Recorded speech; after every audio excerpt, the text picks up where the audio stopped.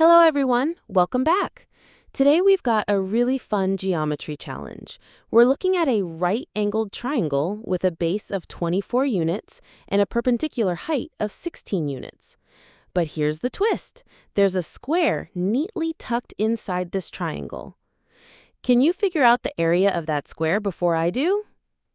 Got an idea? Okay, let's solve this step by step.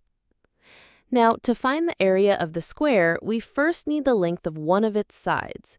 Let's call that side x. Remember, in a square, all sides are equal, so once we know one, we know them all. Look at the base of the triangle. It's 24 units. Since the square takes up x units, the remaining base must be 24 minus x. Similarly, the perpendicular side is 16 units. After the square, the leftover part is 16 minus x. Here's the cool part. This big triangle actually hides three smaller, similar triangles: the small one, the medium one, and the original big one.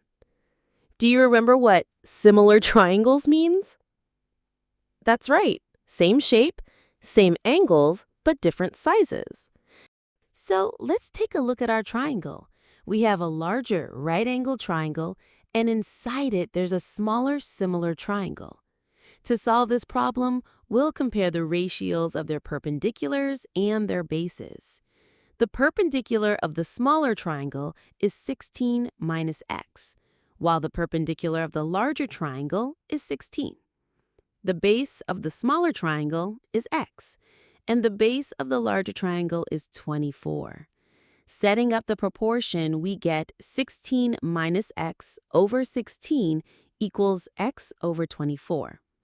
Cross-multiplying, this becomes 16x equals 24 times 16 minus x.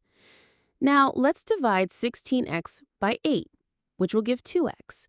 On the other side, 8 times 1 is 8, and 8 times 3 is 24. This gives 2x equals 3 times 16 minus x. Now, 2x equals 48 minus 3x. And by rearranging 2x with the 3x, it gives 5x, which is equal to 48. Now, divide 48 by 5 on both sides, which gives us 9.6 units. That means the side of the square is 9.6 units. Next, let's find the area. The area of a square is its side multiplied by itself. So 9.6 square, and it gives 9.6 times 9.6. To make it easy for multiplication, we will write it as 96 times 96. And let's make it 96 times 90 plus 6.